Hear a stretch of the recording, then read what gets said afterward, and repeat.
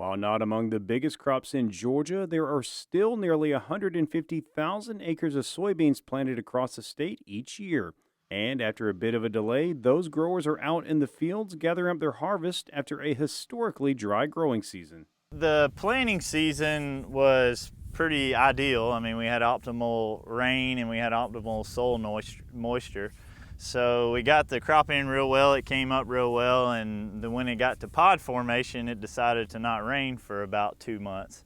And with dryland farmers like ourselves, we depend a lot on the rain since we don't have irrigation to make things grow, and it just put a damper on seed formation and seed development. So we got a lot of small pods and a lot of small flat seed. However, that rain would eventually come towards the tail end of the growing season, which pushed back the harvest while also affecting the overall quality.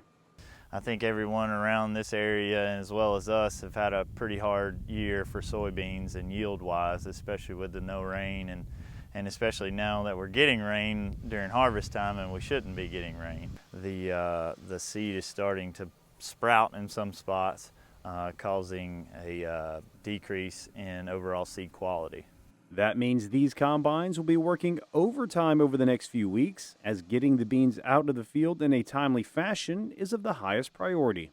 Quality becomes a big issue. You start to lose some test weight, and the moisture tends to go down the later you leave it in the field. And then also harvesting losses increase with the later you leave stuff in the field as well. So we're seeing a little bit of all of that due to the adverse conditions that we faced with the weather.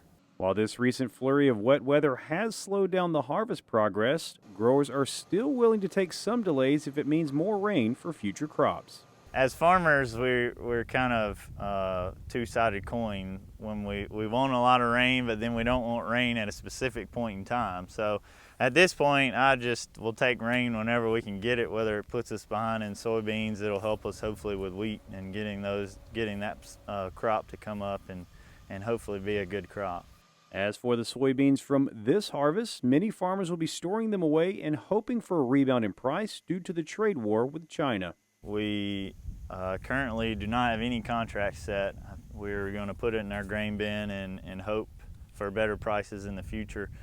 We normally try to sell our soybeans around January, and typically over the years we've gotten a little bit better price in January, but the soybean market overall is way far down from where it normally is. Reporting from Madison County, I'm Damon Jones for the Farm Monitor.